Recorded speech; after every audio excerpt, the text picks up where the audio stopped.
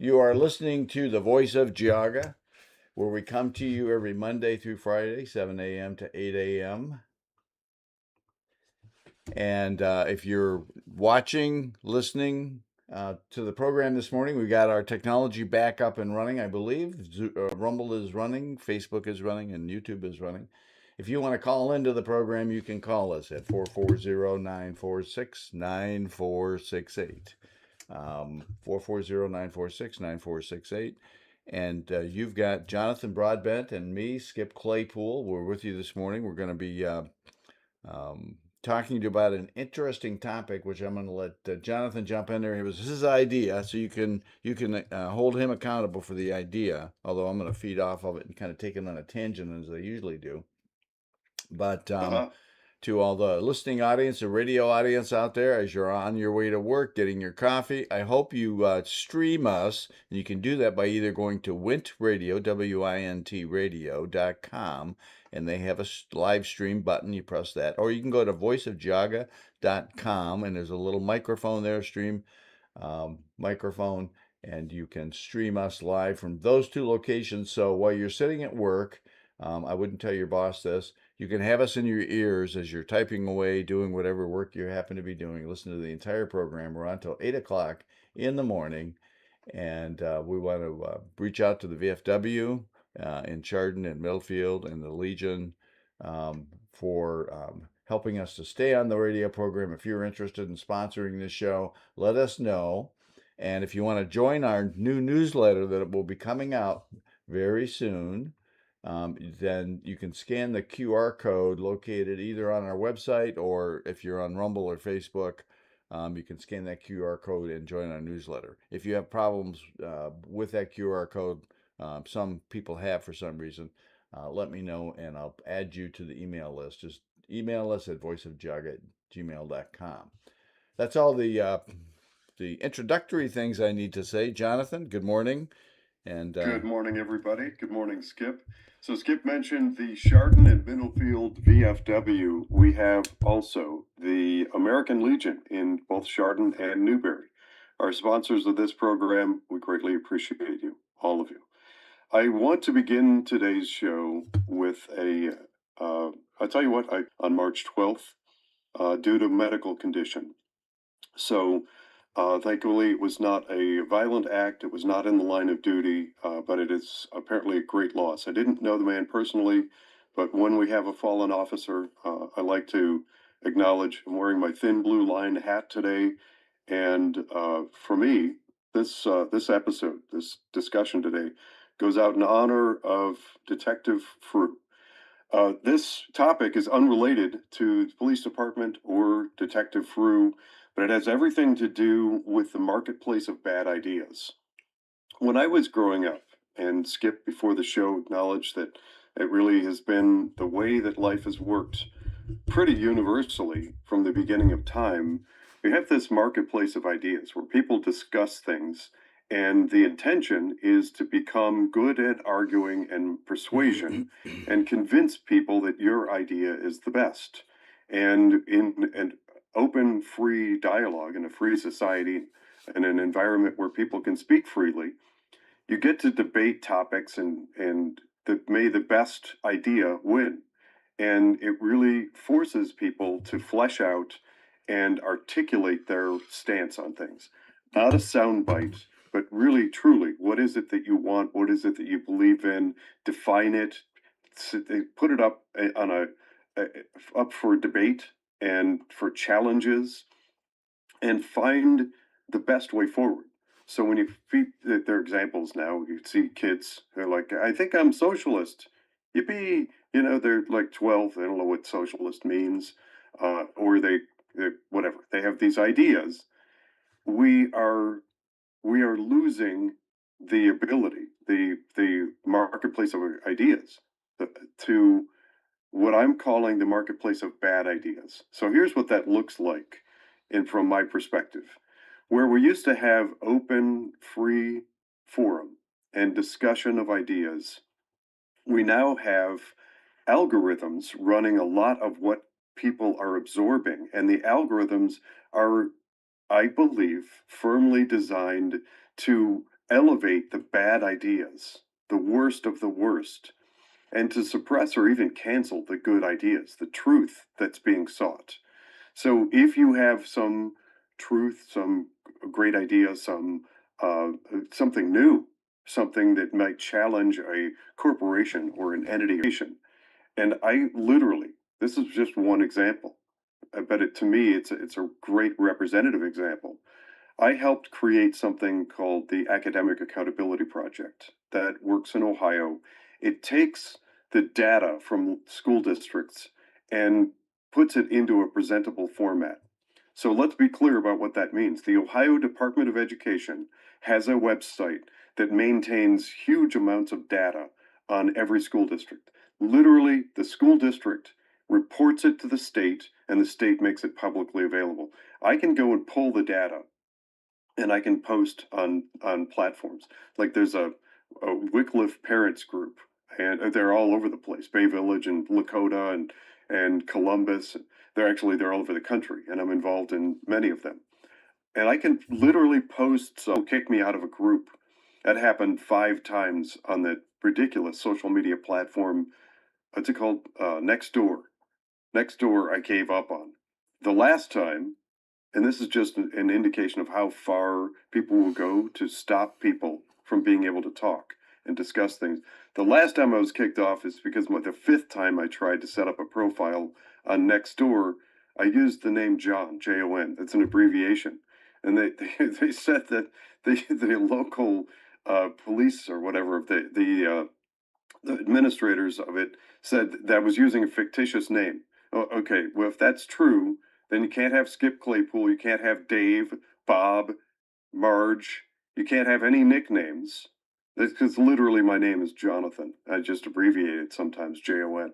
But these are the extents to which people are willing to go to silence debate. And then what happens is it's worse than echo chamber. Echo chambers are bad enough. Echo chambers like Blue Sky and Nextdoor and places like it where you cannot speak the truth for fear of getting deplatformed and canceled. There's legitimate fear. If there isn't fear, then there's just a willful blindness. There's fear of what you say. Same thing with YouTube. You can post the wrong video. I've done it. I've interviewed people for my podcast and had them on YouTube and had YouTube threaten to cancel my show and take me off. Many people have just instantly like that because you host somebody and the idea isn't liked, can be deplatformed. The result of all of this marketplace of bad ideas is that the people that go out there and preach the worst of the worst, the racists, the anti-Semitic, the phobics, the people who just preach just the worst dregs of society, they skyrocket to the top. The algorithm promotes them, and then they mainstreams. It does more than mainstream their bad ideas. It makes them seem as if they're normal, as if they're a real part of society. And so, one more thing, I know we're coming up on a break. This is a longer intro than I wanted. I guess I have a rant here to get through. Skip, bear with me a second. But we used to see it on television, and I've referred to it before. I think it was one of the speakers. I forget who it was from the documentary Uncle Tom from Larry Elder. He was talking about how he would see the news media rush into Upper Manhattan, in the Harlem area, predominantly black neighborhoods, and he was like they would rush past, have all these cameras and newscasters, and they'd rush past all these black businessmen and women coming off of the trains in suits and everything. They'd find some woman with curlers in her hair who looks like homeless or whatever, poke the camera in her face and get some terrible comment from her, and they mainstreamed that idea. And like, I think there's an argument to be made. They made the the appearance of Black America derelict and bad intentionally. And if that's true, and I believe it is the case in many, many instances, if that's true, then social media is far worse. It's like that on steroids.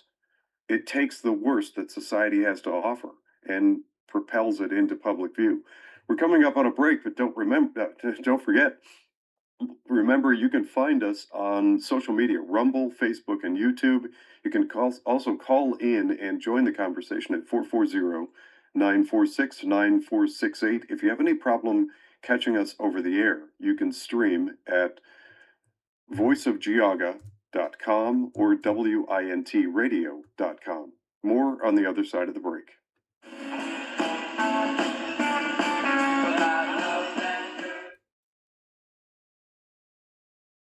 Mics are off. Mics are off. Yeah, that's a good comment from Tiff. Good argument makes a strong idea stronger and a bad idea obvious. I'll bring us back with that one.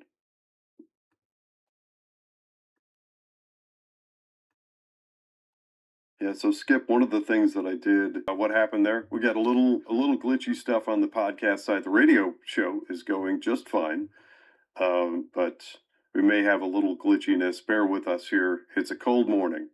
It appears my internet's a bit unstable, so it's coming and going for some goofy reason. I'm not sure where that is. Oh, well, I just keep talking anyway, just in case people can hear us and are listening on our podcast. So, again, to be clear, if you are hearing us right now, we are actually on break at the radio show. So, we have two elements to Voice of Geauga. One is a broadcast radio program on WINT, and the other is a podcast. The podcast doesn't stop, it goes through the breaks, so you get a behind the curtains glimpse into what happens during our breaks, which is a cue to find more folks. We want to build the audience. The important thing, if we're going to make an impact here, is to get more people tuning in to what's happening in Geauga as we dig for the truth. So we are on break. When we come back from the break, we're going to pick up more conversation on the marketplace of bad ideas. And just double checking our clock here. There's actually there's an article I brought up as well. This kind of factors in here from this minister. Let me bring that back up again. This is what I do. I text myself so I can easily find things. 30 seconds, 30 seconds. Archbishop Wayne E. Daniels on this is a great post. It's from 3 days ago, but I just happened to notice it this morning. Why is the left so angry? 10 seconds, 10 seconds.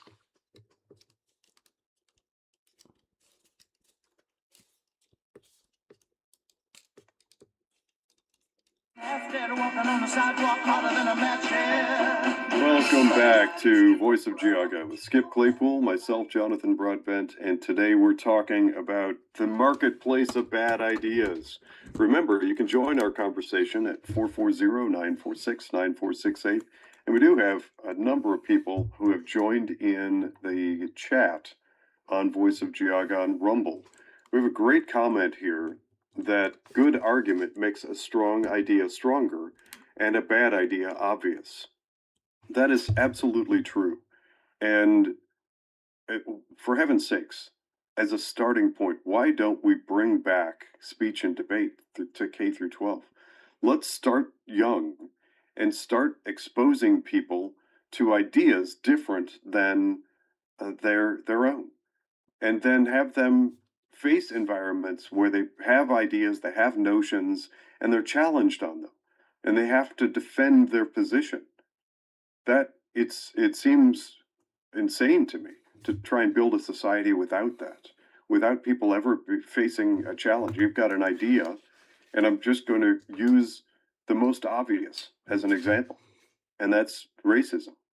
If you mainstream racism by trying to sequester it or ignore it or pretend it doesn't exist. And there are lots of examples, and I've had them in great conversations. I think a few of them on the show with Khalid Namar. If and this is something that goes back to the civil rights movement in the 1960s. I'm going to finish this train of thought and flip it back to you, Skip. But there are many people who rightfully argue if if you have whatever KKK and the Klan and the Jim Crow era, if you have people that believe in racist values, engage them in conversation, make them defend themselves, draw them out in public, make them advocate and defend their position, because you know what ends up happening. There are so many examples. It's awesome. Go find some of these things. Like there's a black woman that got to be friends with a guy who was leaving a Klan rally and passed out from heat exhaustion, and she ended up having a bottle of water and sitting with him, and eventually the guy flipped, and he's like, I was so wrong. I typecast an entire people based on skin tone, and the Grand Klansman who there was a black reporter who got to be friends with him, and the guy ended up he's flipped and he started going to the black reporter's church, like one of the few white faces there. You get that when you start talking to people. Get ideas out, because bad ideas to this point made in the Rumble chat, bad ideas become obvious when you start talking them through, especially if they're challenged. They can't be challenged if the bad ideas are propelled to the top. All right, that ends my rant. I'm going to flip it back to you, Skip. Whew, boy, somebody must have tripped your trigger this morning. There's an old saying, I think I've used it on this program before. It's kind of a, I don't know what you call it, antidote or something. If I spit on you, does that make you mad? And many people will say, well, yes, it does. And the response to that is, no, it doesn't. It makes you wet. You decide to get mad.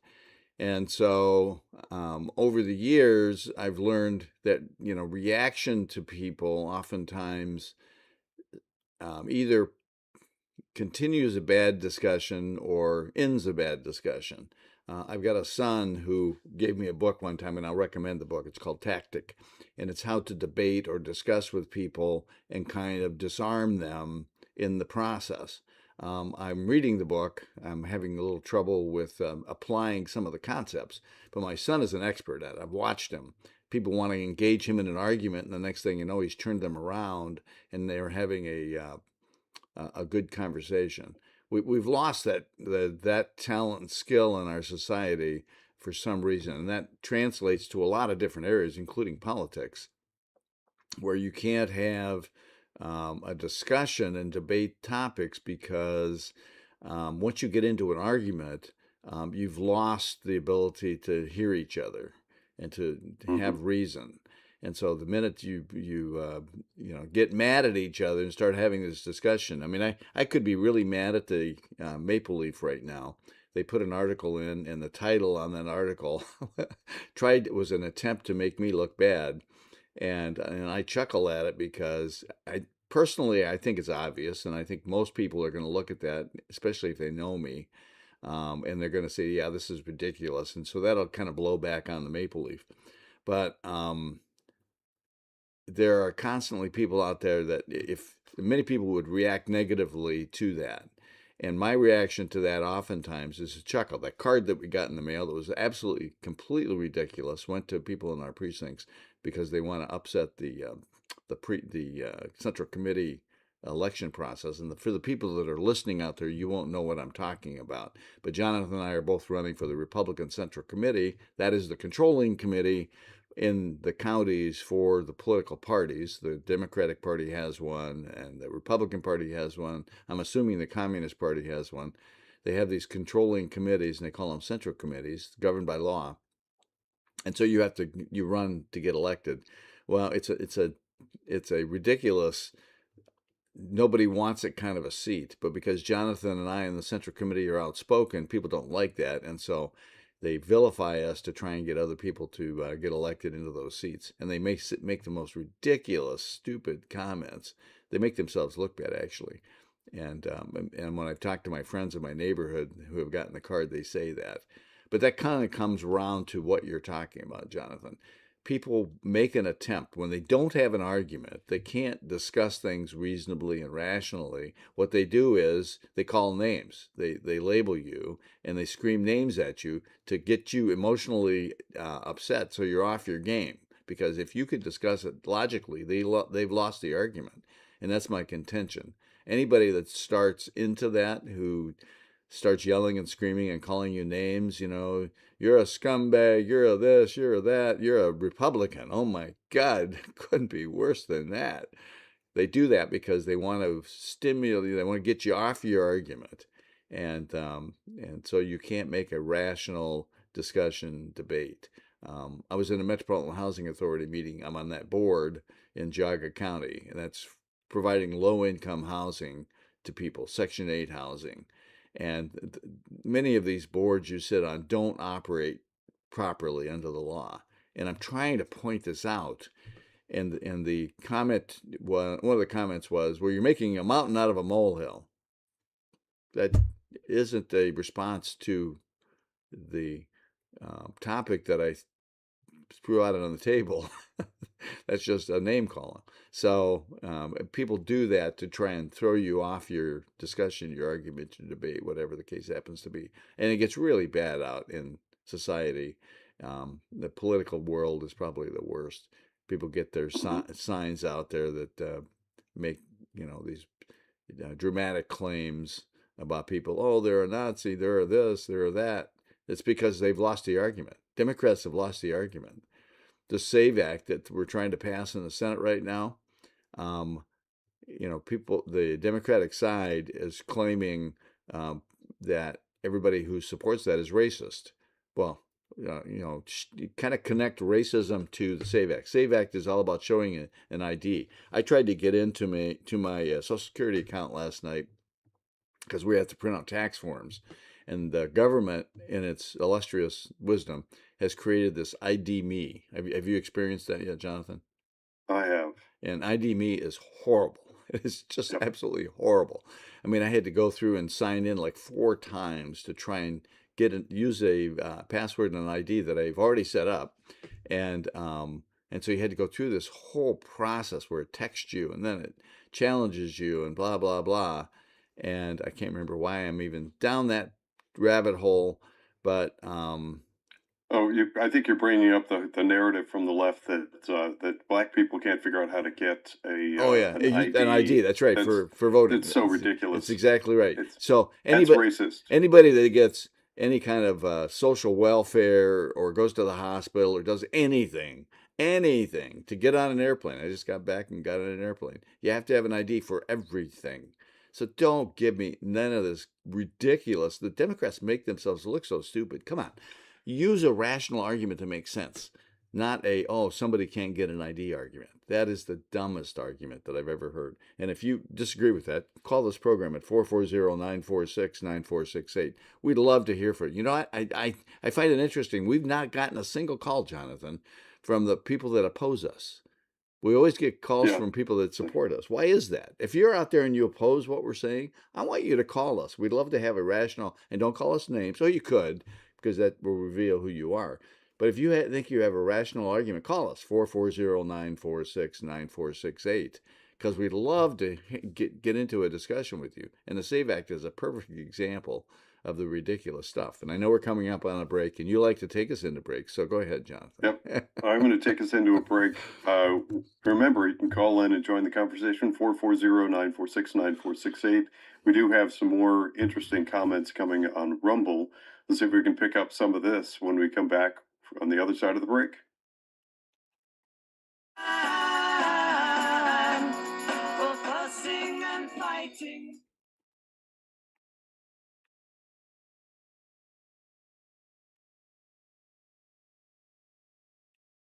Mics are off. Mics are off. Yeah, so here it is. We were forgetting women too. They lumped in because the luster of the claim of racism doesn't work so well for the left anymore. So now they're adding women. Women and black voters will be alienated. The claim is that from one concrete, Democrats are claiming women and black voters are too incompetent to vote if this legislation is passed, having to show a government ID. And meanwhile, you keep seeing these examples of like I don't know, Ilhan Omar and AOC and the Mandani. These people, they have these events, but you have to have ID in order to be able to go to their events. So just the hypocrisy is so painfully obvious. to anybody that's looking. Um, but yeah, I mean, ultimately, what the push is to control the narrative. It controls who has a voice, who gets to speak, and what ideas society is exposed to. That's propaganda. That's it's selection and deselection. So let's when we come back, I want to touch on some of the efforts to kind of to bring the marketplace of ideas back again, and efforts from I don't even know what to call them, the cabal to quash them. Is remember, and when we come back, I'm going to lead back in with this, but remember just a few years ago when we had a social media platform called Parler that was really challenging Facebook and growing like wildfire, and we had alternate news sources like OAN, which stands for One American News, and Newsmax that were coming out and they were just crushing both CNN and Fox. They were not crushing them, but they were growing and eating at the market share of the CNN, NBC, um, Fox, the supposed right and left, and they were doing a great job. And the same thing happened with Epic Times. It was just a couple of years ago they went after the treasurer, I think, of Epic Times and tried to shut them down. So when you see the shutting down of platforms, and Parler was overnight, they just wave of a wand, and Amazon Web Services just turned them off. And so you get people canceled, completely entire platforms that are just turned off at the flip of a switch. You get news agencies that are told that they can't broadcast their news. That's that is the marketplace of bad ideas. Whatever happened to Parlor? I think I've got an account, and I don't know that anybody uses it.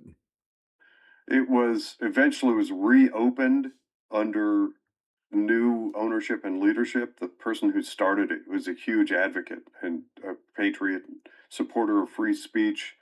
He was forced out, as far as I know. I don't know, the firing squad or bankrupted or whatever. It was destroyed.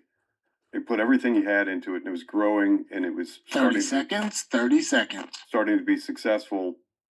And he's no longer involved. I forget the guy's name. I'd have to look it up. But I think it still exists, but it was some cabal of some of the same people that own whatever CNN and stuff. Some bad actors who were like, well, they just wanted to capitalize on the name and see if they could. 10 seconds, 10 seconds.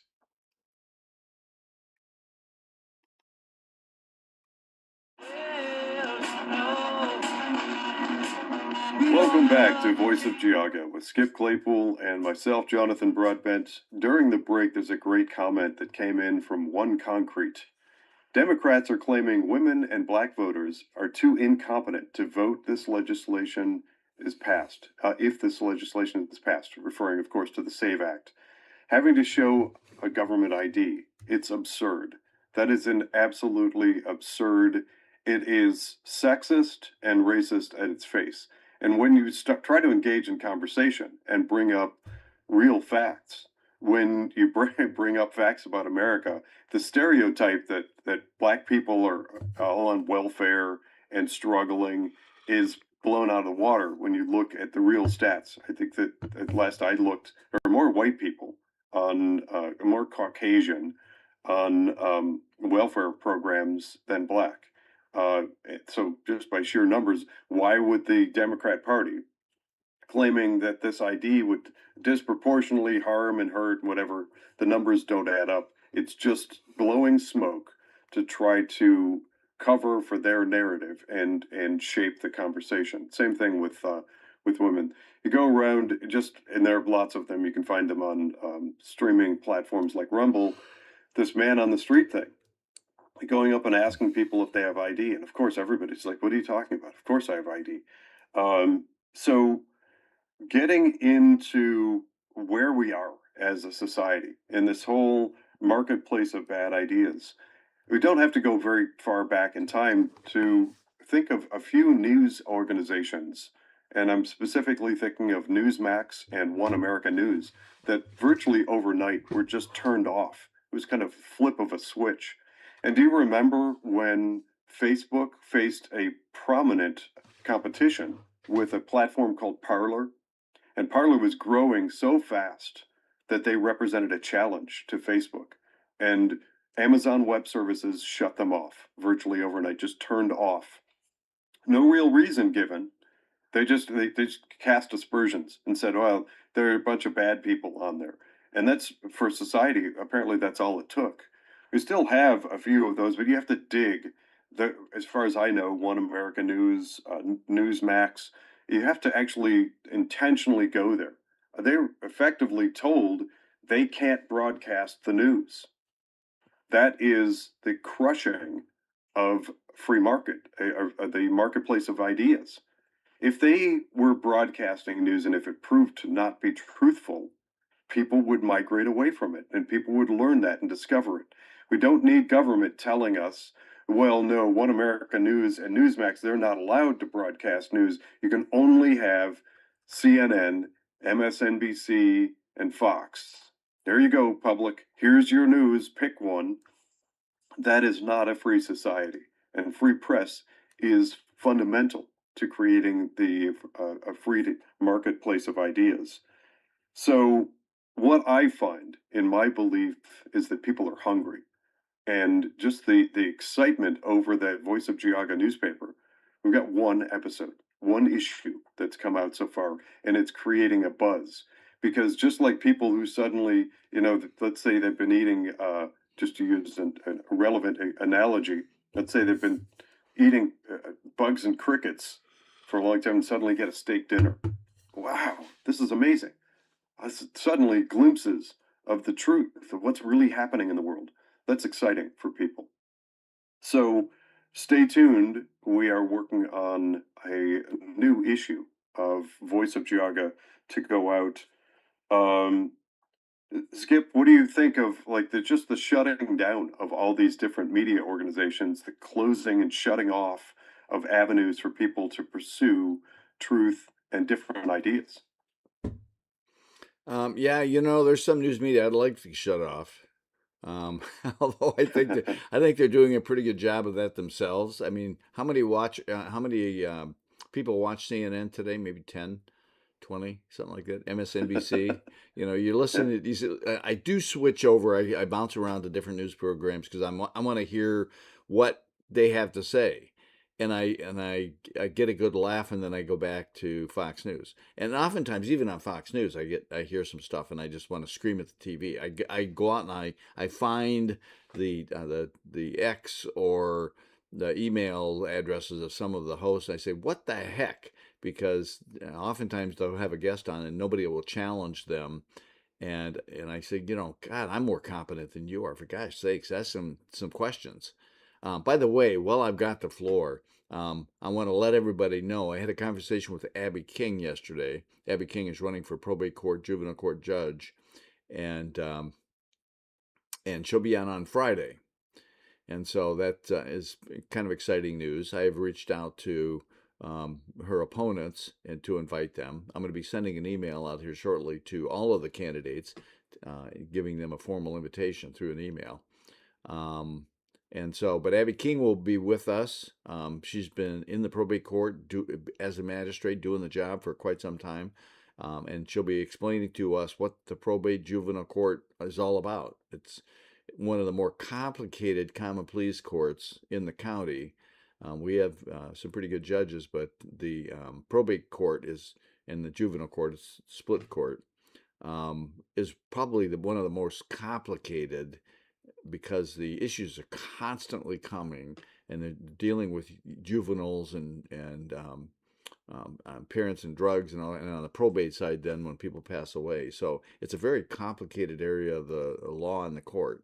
And so Abby can talk to us about that anyway on Friday. But back to your question, yeah, one of the reasons we're doing this program, and I'm hoping that people are enjoying the program, particularly the radio listeners who are driving to work or sitting there getting your coffee in the morning and tune in to Jonathan and Skip and hear us rant and debate and discuss and have guests and all that kind of stuff, is to try and get good information out there because it's so hard. We need to probably, Jonathan, get into some more of those more difficult. I remember listening to Trevisano and Bob France and those guys out there that really had popular programs. They had some really interesting guests on, and people love listening to the programs, and they love the arguments, they love the debate, they love Trevisano going off on a rant, and beating up on the other side. I can't. What did he used to say? I can't believe the world that I'm living in, or something like that. And so, or I don't understand the world I'm living in. In any case, the reason for this program, the reason we're putting out the Voice of Geauga newspaper, and the reason we're going to be putting out the newsletter upcoming, is to try and get more information out there, to stimulate conversation, to stimulate some thought. If we say some things you don't agree with, okay, good. Maybe we're going to give you a new connection in your brain, and help you to think a little differently. And we're hoping to do that. Jonathan thinks a little differently from some of the other people in this world, and maybe that'll help you. You build some new thought processes, some new pathways in your brain. My brain is getting older, and it's more difficult to establish new pathways, but I work at it. And so if you want to call in and take a part in this program, you debate or discuss or disagree with anything we've said, 440-946-9468. If you're one of the opponents for some of the candidates we've had on this program, we'd love to have you on this program. Come on. Don't be afraid of us. We're not going to bite you. We can't. It's through Zoom. 440-946-9468 if you want to call in. But yeah, we've got to find a way to stimulate more rational, civil conversation, because we can yell at each other all day long. That accomplishes nothing. But we've got to have some civil conversation where we can actually debate and discuss some things. And I will give that to my family because we see things differently. I've got 8 brothers and sisters, and we grew up in a family that always argued and debated. My uncles and grandparents and aunts and everybody used to get together and they drink beer and argue and defy, but they always did it in kind of a civil manner, and we learned from that. My brothers and sisters and I, and so we do that when we get together. Sometimes it gets a little carried away, but you can have a rational conversation with somebody you disagree with, Right. and not become an enemy. I mean, I don't see anybody, even those people I don't like in politics, that are doing stupid things.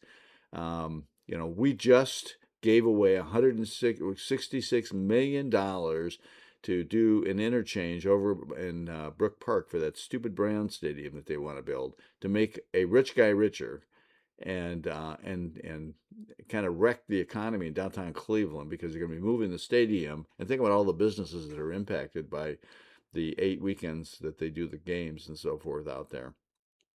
I can't understand the thinking of what's going on there, but we're going to spend a huge amount of tax dollars to support this private business enterprise. I don't really understand that concept. The guy's a billionaire; he could afford to pay for the whole shebang, and yet we're paying his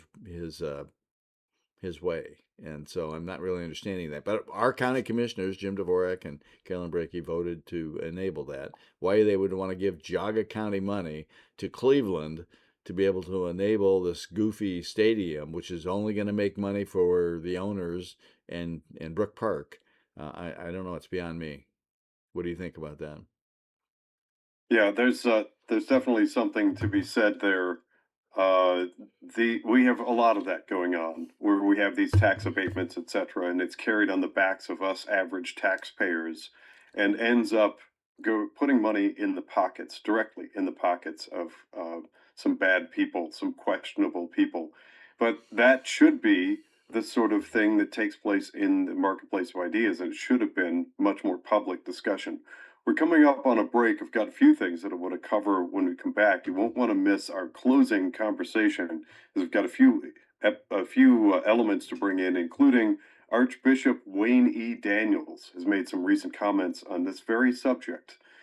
More when we come back on the other side of the break with some more discussion of the marketplace of bad ideas.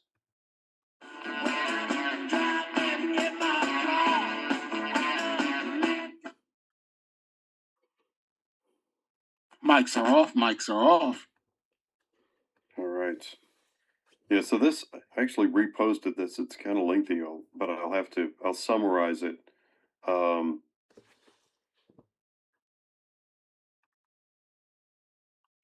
Yeah, when we come back, I want to reference this guy. Every once in a while, he kind of floats across my thread, Archbishop Wayne E. Daniels. So I learned something yesterday about Abby King. So if I understand correctly, neither of Abby King's opponents, and it's a three-way race, neither of Abby King's opponents have direct experience with exactly the type of work that's expected in that position on the probate court. But Abby King has something over 7,000 cases that she has worked on. I want to get some clarification on Friday morning. I'm looking forward to having her on, but I'm sure that she won't, have a negative thing to say about her opponents or speak overly negatively about them. But if that's the case, I want to consider that. And just like I was saying a few days ago, Skip, 30 seconds. 30 seconds. if we're filling one of these roles, I look at it like a job interview. I want to look at it like a resume and just dissect all the personality perspective and like versus don't like. What are the capabilities and skills? And if that proves to be the case with Abby King, that weighs 10 seconds. 10 seconds.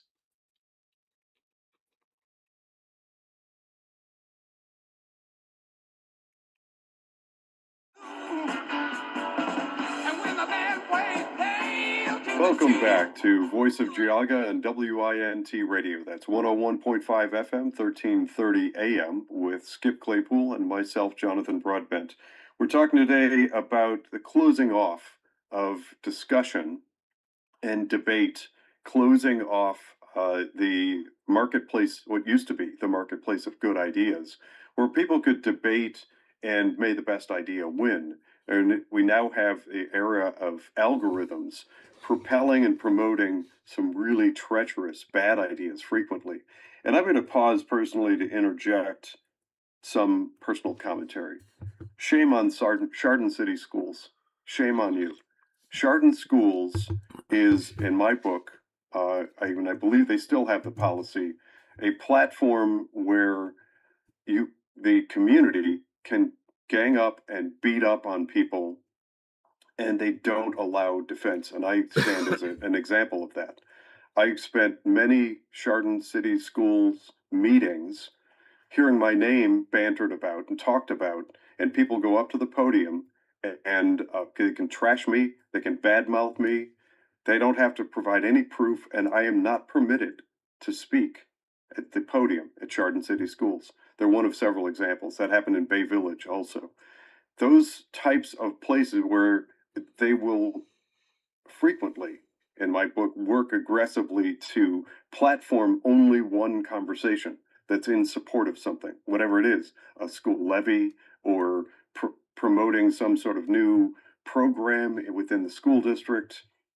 They will work aggressively to silence any dissenting opinion. It doesn't matter if you come up with actual facts and statistics and relevant topic and information. None of that matters. If you're not liked, and if somebody decides that you shouldn't have a voice, they can arbitrarily and summarily decide that you're not allowed to speak.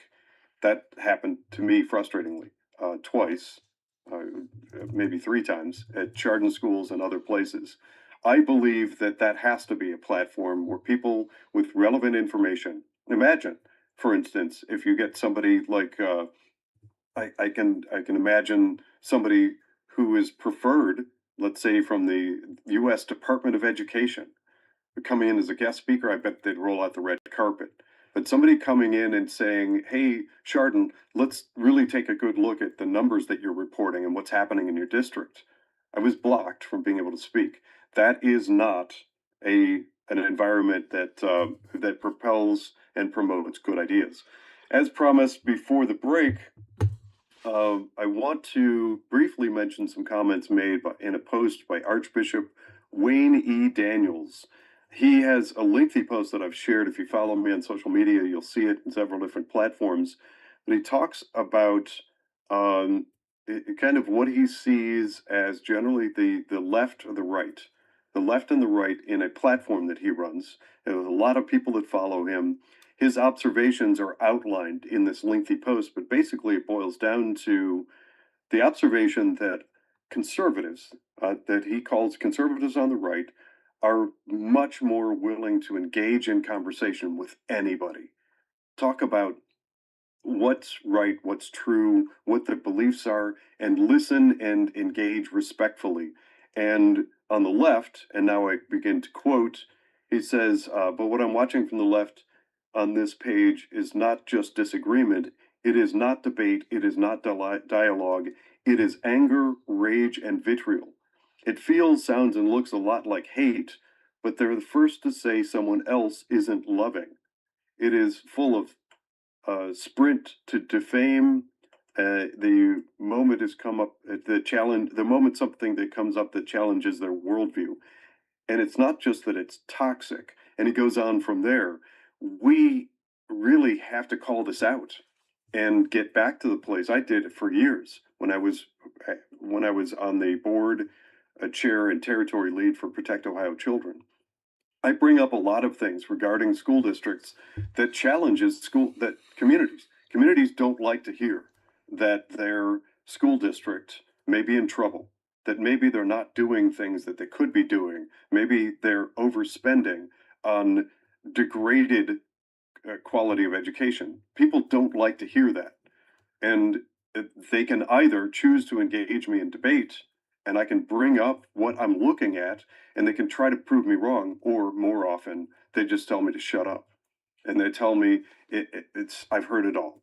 If it's a predominantly black school district like Richmond Heights that I talk about regularly, I'm just told I'm just some racist white guy. You just bring it, you're just some outsider.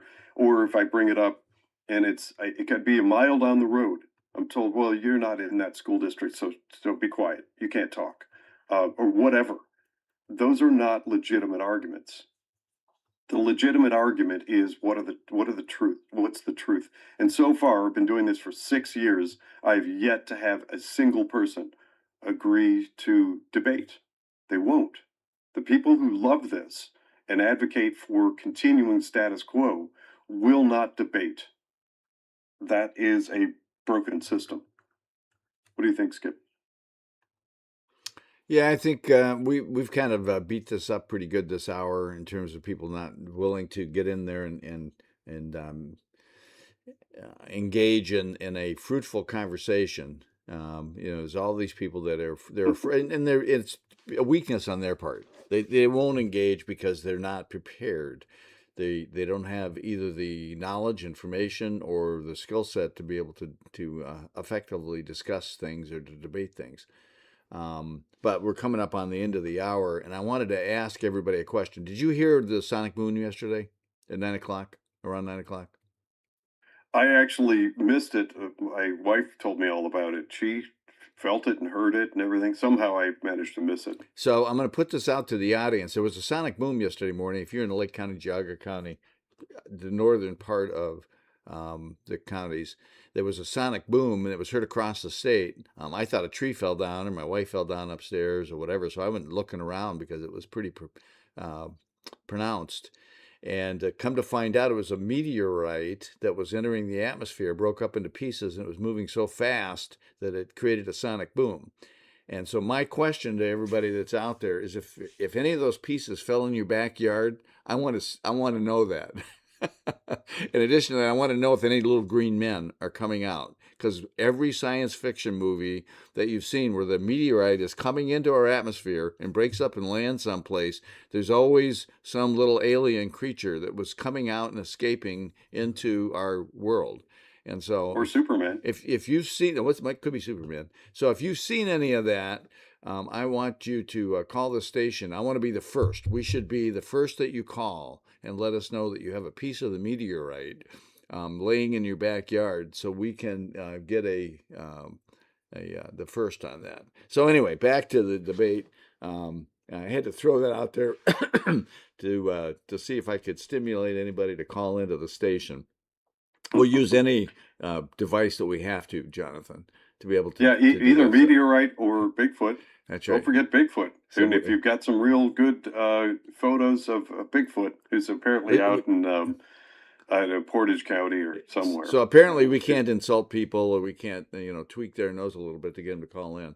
We do have people call in, generally speaking, but they're supporters, and we love hearing from everybody. But we'd love to hear from somebody that doesn't agree with us, so we can have a fruitful conversation. So we're about ready to come up on the end of the program today, and Yeah. so we'll be ending this conversation. Friday we're going to have Abby King. I'm not sure what we're going to be doing tomorrow. I'm going to try and find a guest to come on tomorrow morning. But Yes, stay tuned. We've got some contacts. We'll work on trying to get somebody good for tomorrow morning to engage some thoughtful conversation. And I can assure you, it will be an open marketplace of ideas where we platform and host a guest, no matter their ideas and whether or not we agree or disagree. And heck, sometimes that even includes Skip and me. I want Before we sign off, I want to mention to people, find our Facebook posts, Voice of Geauga. We've got a new post about a gift basket being given away for Village Viking Fest. Village Viking Fest is opening up on May 1st, and we will be creating a trivia question to help give that away over the air on Voice of Geauga. It's a great post from a great group doing great things Hey, and real fun real stuff. quick before we end, if anybody wants to put an ad in the paper coming up, um, email us at voiceofgeauga.com. We go to 43,000 homes in Geauga County. If you're a business and you want to market your business, it's a great opportunity to get your ads out into every resident in Geauga It's County. actually voiceofgeauga at gmail.com. Right. Remember the Gmail part? Thanks for tuning in, everybody.